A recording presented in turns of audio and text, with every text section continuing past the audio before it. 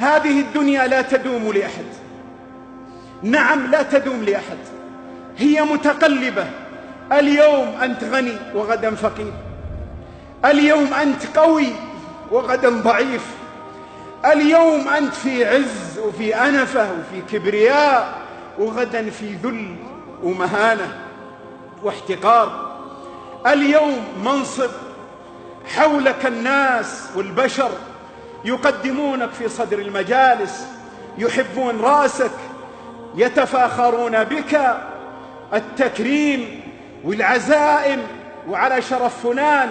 وغدا يزول المنصب، يذهب الكرسي لغيرك، وربما لا تجد أحدا يسلم عليك.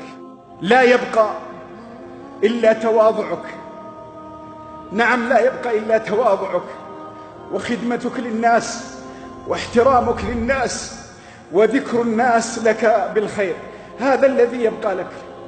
أما التكبر، إن رأيت الناس صغارا فهم يرونك صغيرا.